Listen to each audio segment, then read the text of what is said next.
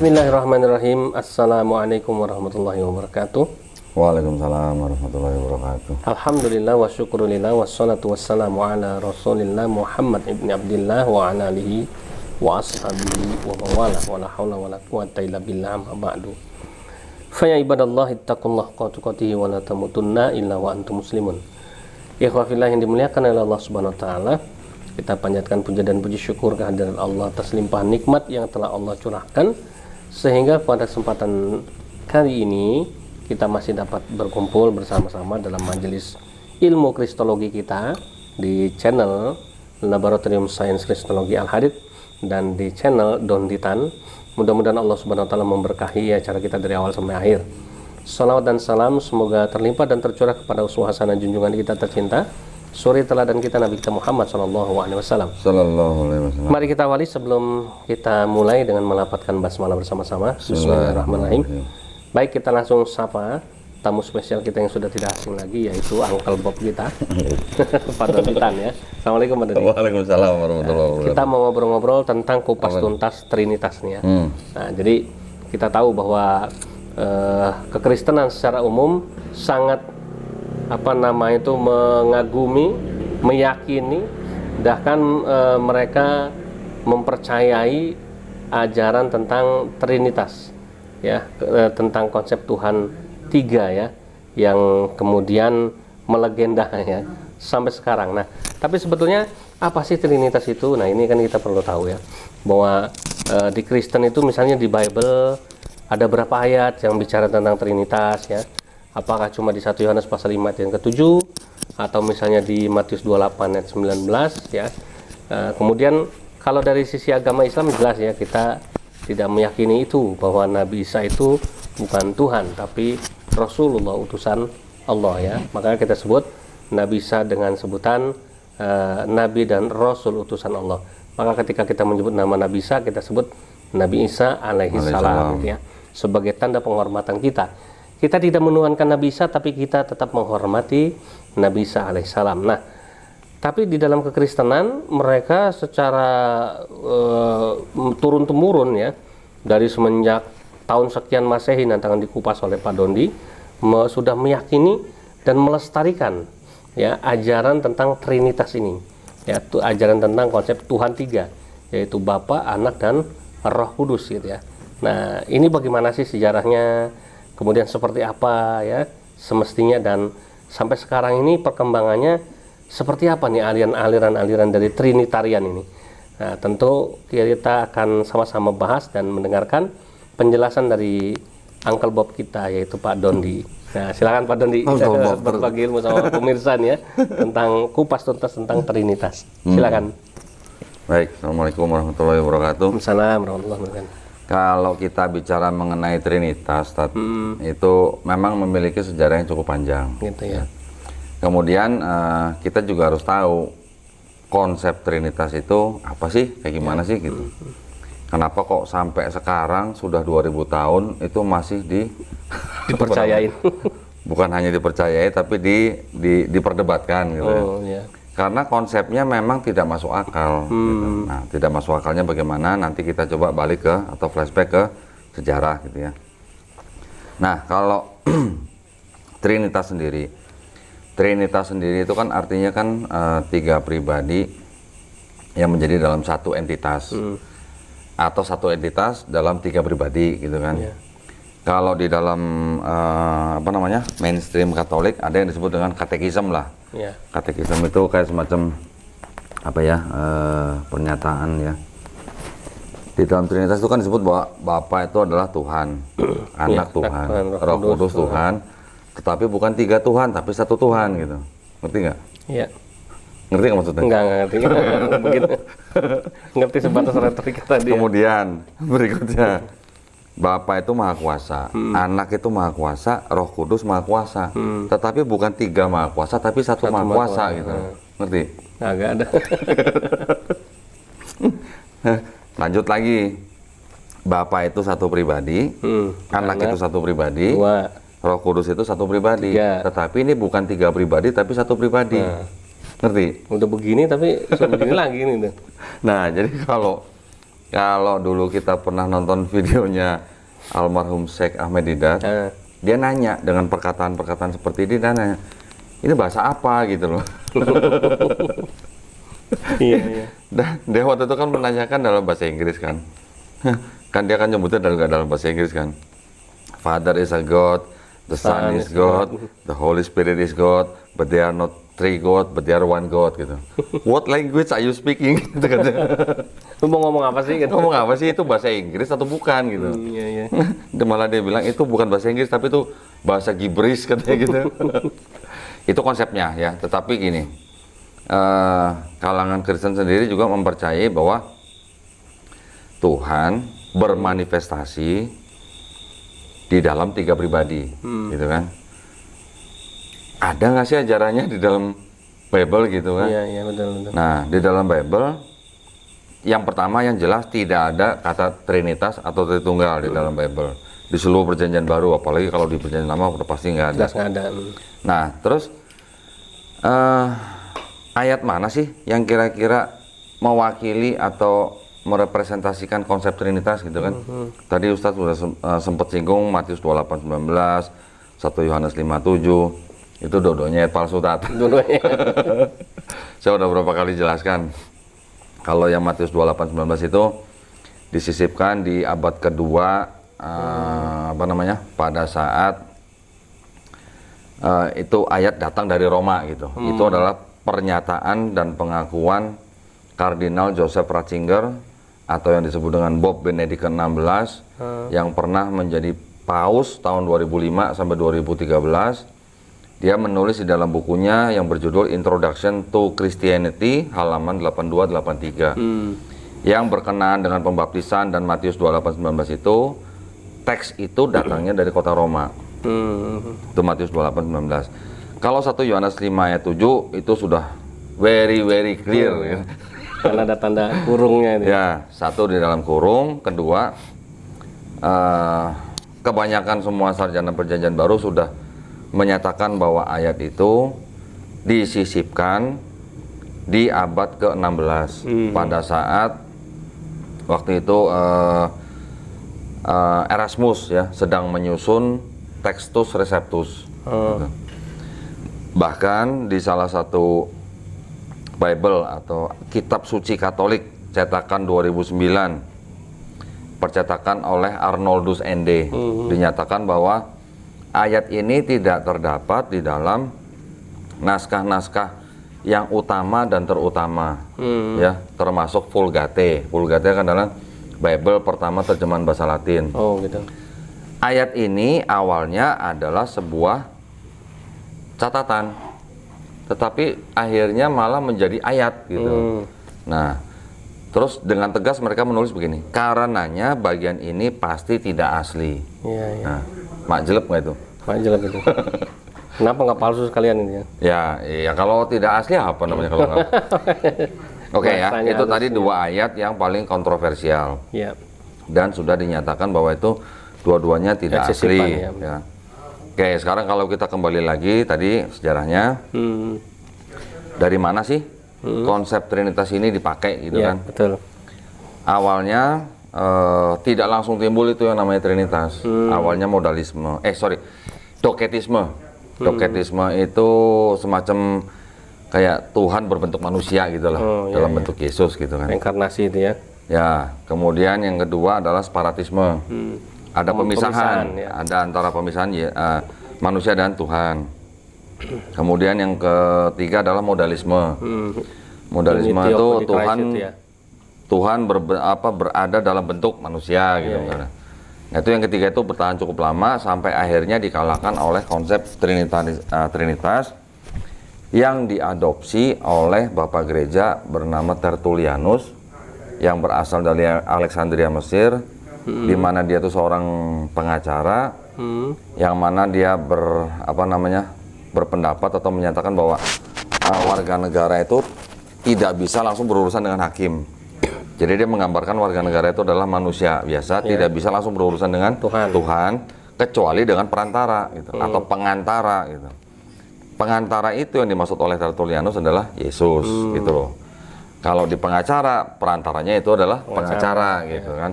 Konsep itu diambil oleh gereja, dimodifikasi, kemudian dipakai oleh gereja sebagai konsep Trinitas yang diteguhkan di Konsili Nisea tahun 325. Bukan 325. Sebenarnya kalau Konsili 325 itu kan baru menetapkan Yesus mempunyai hakikat yang sama dengan Bapa. Artinya Yesus juga Tuhan gitu kan. Tapi itu belum Trinitas, itu baru Duinitas. Nah, Trinitasnya di Konsili Konstantinopel tahun 381 Masehi. Nah, itu baru diteguhkan di situ. Kurang lebihnya seperti itu. Nah, nanti kita akan lihat permasalahan apa yang ada di dalam konsep Trinitas, gitu ya. Sama apa namanya? Apa yang bisa meruntuhkan Trinitas itu, gitu, ya. Nah, sementara gitu dulu, Tat. Misalnya mungkin Tat Yusuf mau cek yang lain dulu apa gitu. Ya, jadi gini, kadang ada orang Kristen ngomong gini, itu nggak benar tuh, itu sejarah palsu, sejarah yang dikarang-karang. Ya kan? Kita itu yang mempercayai yang namanya Tritunggal ya atau Trinitas itu orang Kristen tidak memahami seperti itu ya. Ini memang sudah murni ajaran dari langit lah segala macam lah. Jadi intinya mereka menolak. Menolak tentang sejarah, ya kan, ataupun tadi yang diceritakan Pak Dondi, dengan alasan itu adalah manipulasi lah, karangan dan lain sebagainya. Jadi mereka meyakini bahwa memang ajaran Trinitas atau Tritunggal ini memang betul-betul ajaran surgawi gitu. Ini ada orang kayak gini gimana nih, yang nggak percaya sejarah dan lain sebagainya. Kalau gitu kita tanya dulu deh, kenapa kok cuma 3 gitu? Kenapa berhenti di angka 3 gitu? Kenapa nggak 4, 5, 20, 100 gitu? Kok berhenti di angka 3 gitu? Kenapa kira-kira, Tat? Ya paling dia jawabannya gini, ya kan memang cuma ada 3 pribadi kan gitu. Yakin? Ya makanya kan jawabannya begitu kurang lebih kan gitu.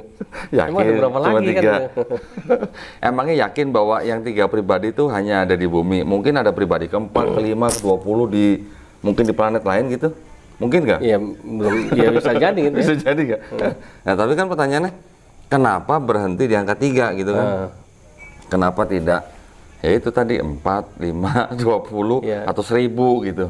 Bahkan jutaan gitu. Kan ada agama juga yang mengakui bahwa Tuhannya jutaan gitu kan.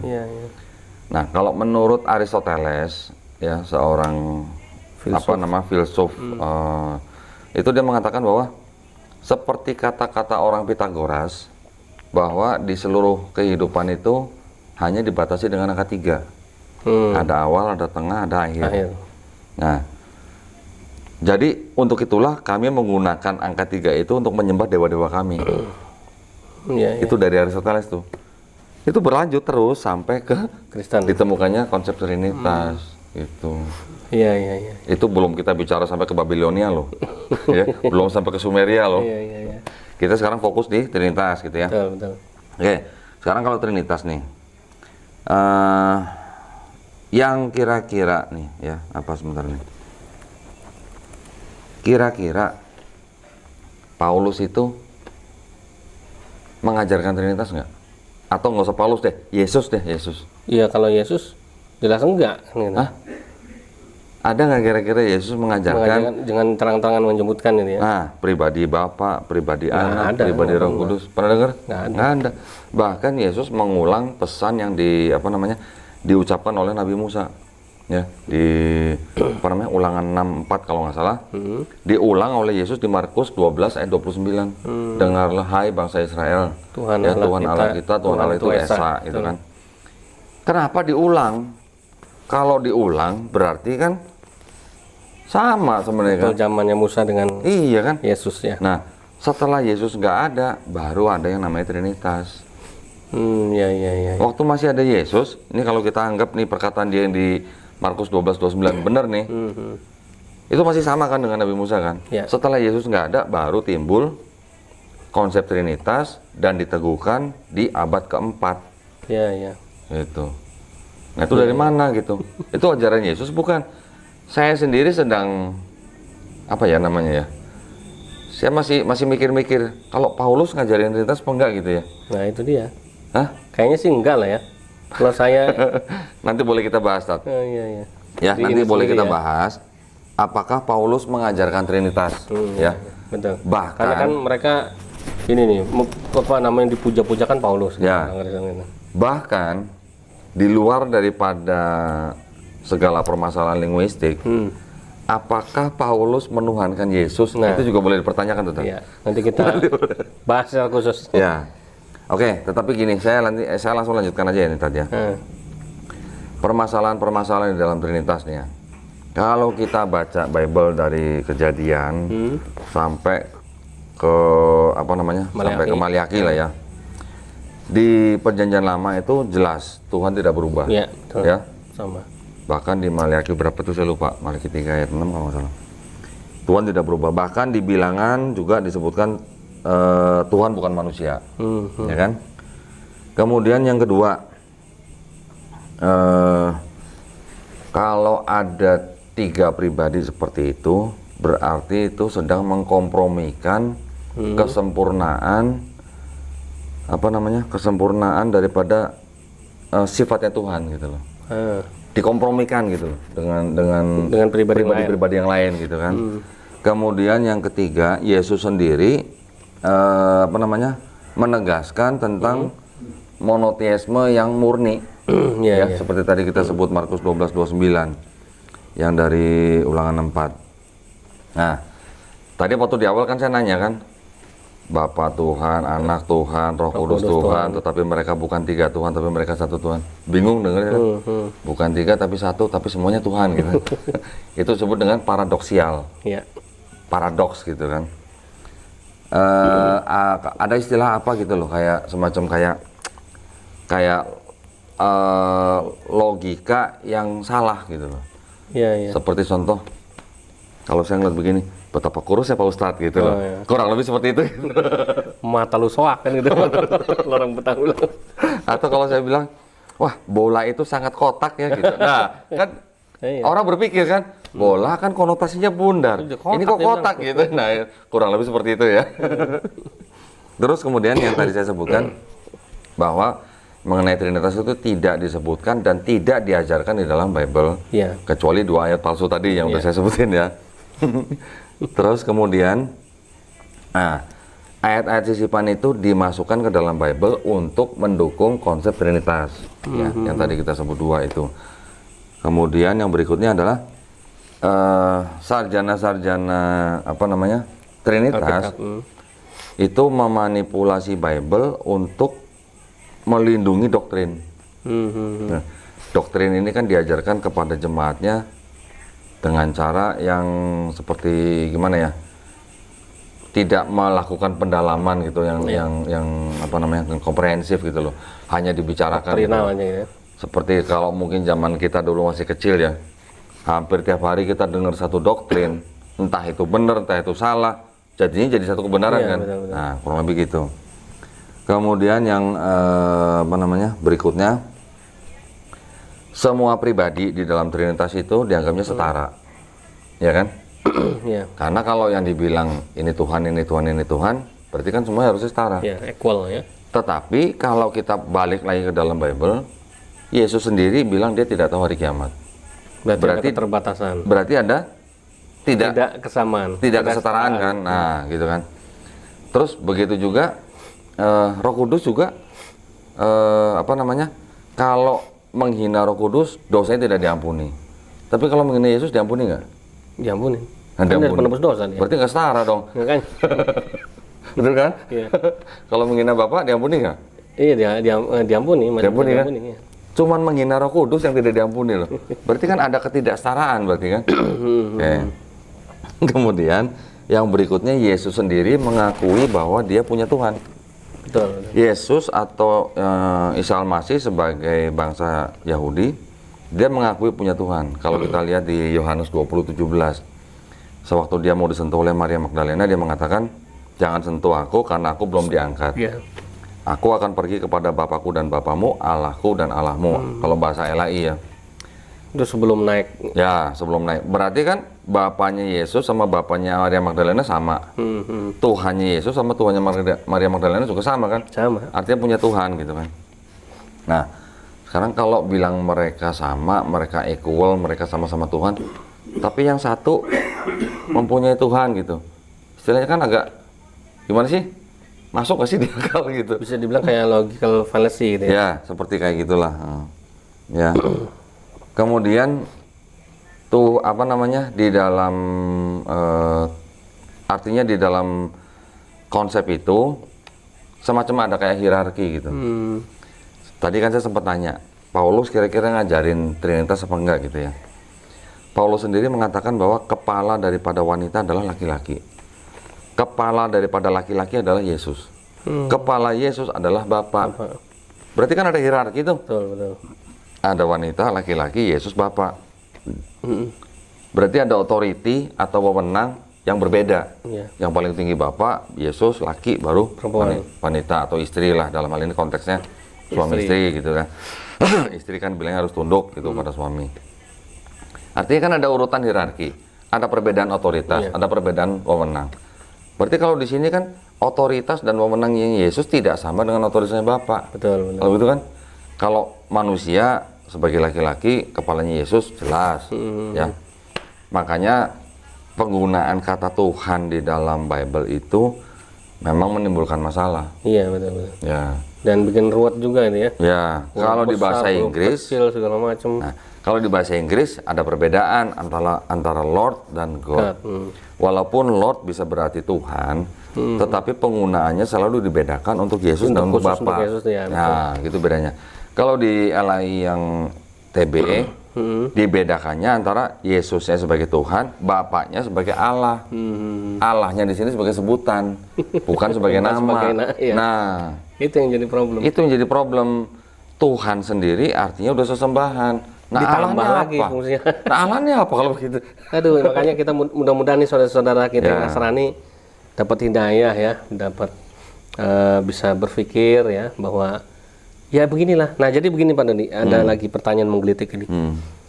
Ini kan keyakinan doktrin yang coba diyakinkan oleh para ibaratnya itu sales-sales gereja ini kepada umatnya supaya meyakini doktrin ini. Tapi faktanya sebetulnya kan ini juga tadi Pak Doni bilang debatable kan, perdebatan sengit di antara internal mereka. Ya lucunya ini perdebatan tentang Tuhan didebatin, ya ini nggak cukup untuk membuka mata berpikir mereka ya, kenapa ya?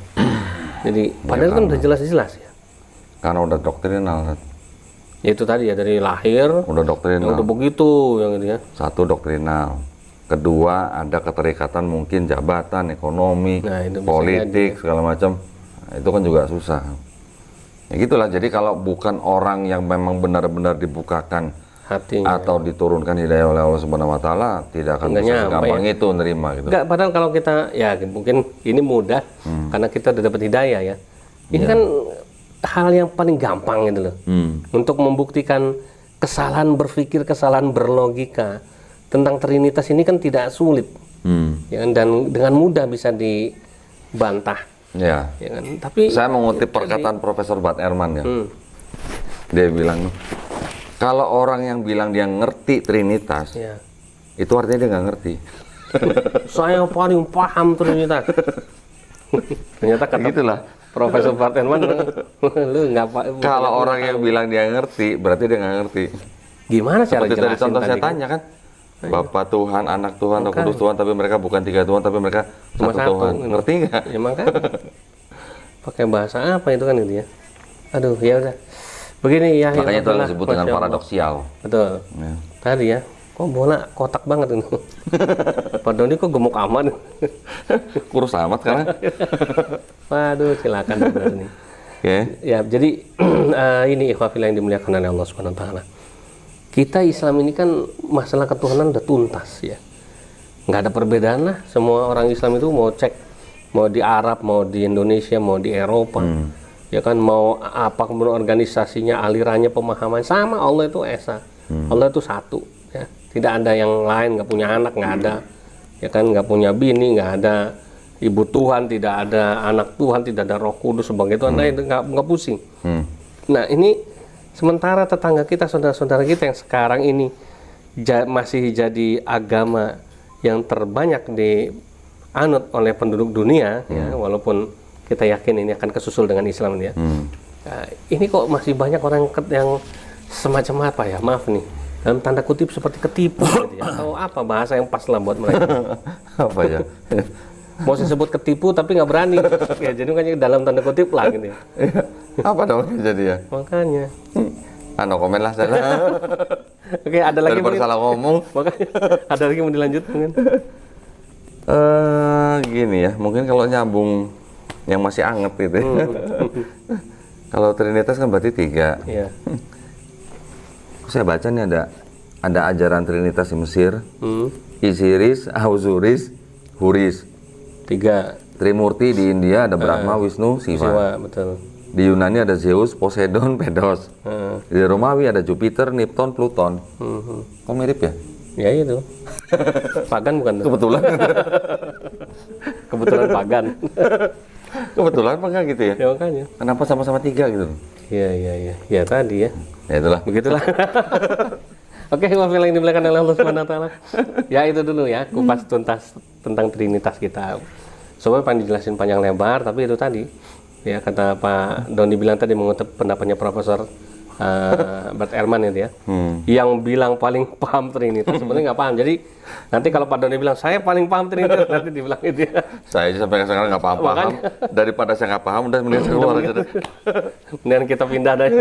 Oke, mudah-mudahan menjadi pencerah ya. Mudah-mudahan ini menjadi satu ilmu dan wawasan ya. Karena ini bukan untuk menjelek-jelekan satu agama, ini tapi membahas doktrin yang ada fakta sejarahnya dan yang mengkritisi ini juga dari internal mereka sendiri. Yang berdebat tentang Trinitas ini juga internal mereka. Jadi kita ini hanya mengutip ya, kemudian mengangkat kembali bagaimana dari sumber-sumber mereka sendiri membantah, mendebat ya masalah Trinitas ini. Baik, mudah-mudahan ini bermanfaat dan dari saya dan Pak Doni mohon maaf apabila ada kekurangan dan kesalahan. Dan jangan lupa dukung channel Donditan dan LSK Al Hadid. Semoga terus berkembang memberikan manfaat buat seluruh umat. Ya, jazakumullah khairan katsiran. Kita tutup dengan baca doa penutup majelis. Subhanakallahumma bihamdika asyhadu an la ilaha illa anta astaghfiruka wa atubu ilaik. Billahi taufiq wal hidayah. Wassalamualaikum warahmatullahi wabarakatuh. Waalaikumsalam warahmatullahi wabarakatuh.